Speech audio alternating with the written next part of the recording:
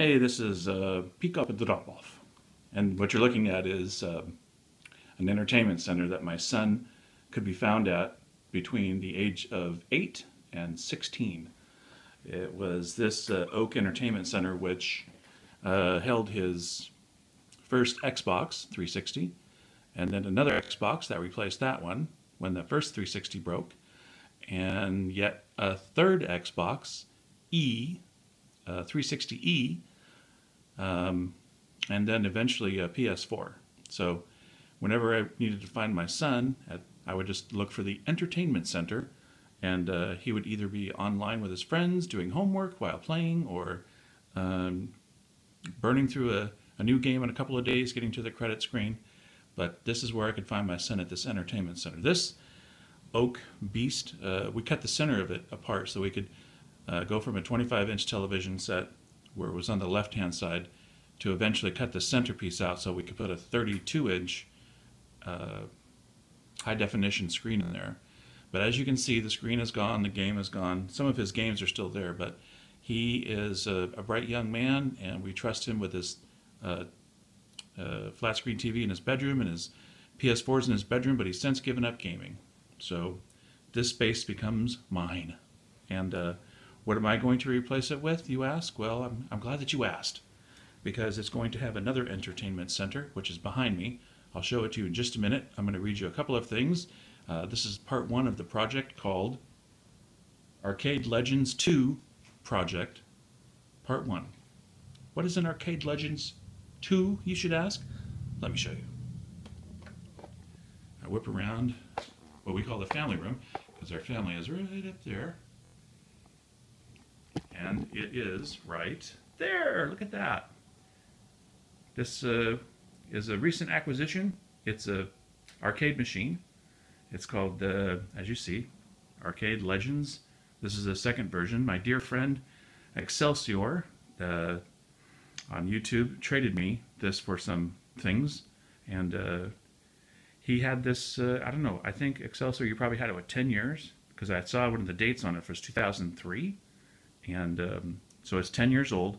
From what I understand, it is or it's not a m.a.m.e cabinet. I'll find out. We haven't turned it on yet.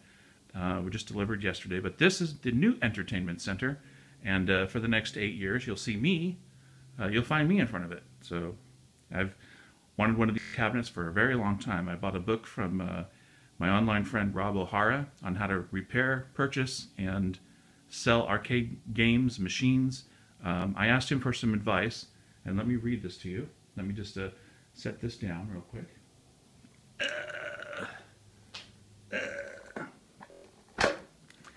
Sorry for the shaky cam. I hate it when people do that. I'm just going to set this up real quick. You get a lot of this, but that's the one thing that bothers me about YouTube, is the one-handed talker. Okay, I'm going to leave it just like that. So I contacted Rob through email, and I had a picture of this machine, this Arcade Legends machine, and he said this: Arcade Legends were cabinets made in Chicago. They have a PC running m.a.m.e and Hyperspin front end with a JAMA adapter to run out to the monitor and controls.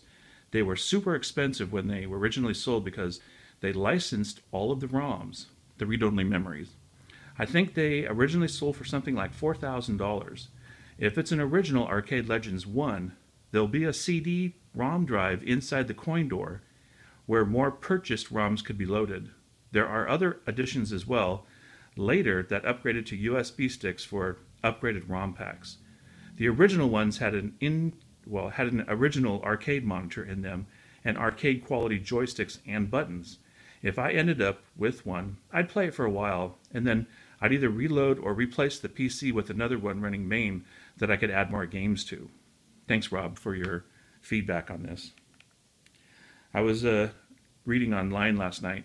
There's not too many forums online of arcade owners, arcade legend owners that converse. I found this from 11 years ago. I'll read this to you as well. This really is an argument between m.a.m.e and this cabinet. So this cabinet owner posted a response that I'd like to read to you. The first post was a person that was saying, why don't you just make it a m.a.m.e cabinet and just get the ROMs online? To each his own. The first person said, do you think that any of the money you'll pay into this company, which is the Chicago Gaming Company, that it's going to go back to the guys who made the game? It's likely not. It's possible that it's just making it back to the companies that hold the licenses for the games and character likenesses. But whatever works for you is key here, and this is what I wanted to really focus on, was the argument between m.a.m.e and buying something like an Arcade Legends machine. My friend Excelsior said he paid $3,000 for this machine, and I can see why. It's because the company licensed all of the games that are inside of it. I don't know how many games are inside. I think he said it was maybe 40, maybe 60 games, which you'd probably typically find in a home-built game or m.a.m.e machine. But this other Arcade Legends owner said, hey, it works for me, and I'm not gullible enough to believe that the original programmers are going to see a dime out of this. But somebody had to do the work to pay for licensing and get all these games legal to play for these machines. And that's a philosophy that I respect, because someone actually did a good job making these legal, legit, and great to play in a very nicely made cabinet for the home. If they make money, great. And that's what's going to keep things like this going. The reason they're so friggin' expensive is because people have been pirating ROMs from the get-go for m.a.m.e. Now, I know m.a.m.e's creators had originally created the whole system to be a preservation of arcade games, but it wasn't for them. We'd be much further back in the dark about arcade emulation in general. But people have bastardized the system so much that they think it's the norm to get pirated versions rather than to pay for legit copies of games anymore. I'd much rather dole out some hard-earned cash and play something I know I paid for than to have to visit a bunch of porn, spam, or wear sites, or deal with torrents to grab a whole bunch of pirated games. That's my choice, and again, it works for me. I completely agree with that.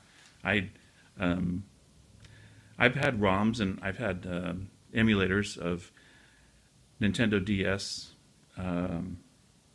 games, and I have actually soft modded my Nintendo Wii game to play ROMs that I've grabbed online. But this is a little bit different. This is an actual arcade machine that I've wanted for a long time. So this is part one. It's a short video of my project for the new entertainment center for the home. Maybe if you come over, you can play for free. Except if you're my brother-in-law, then I'm going to put a coin slot in it and you'll have to pay 25 cents.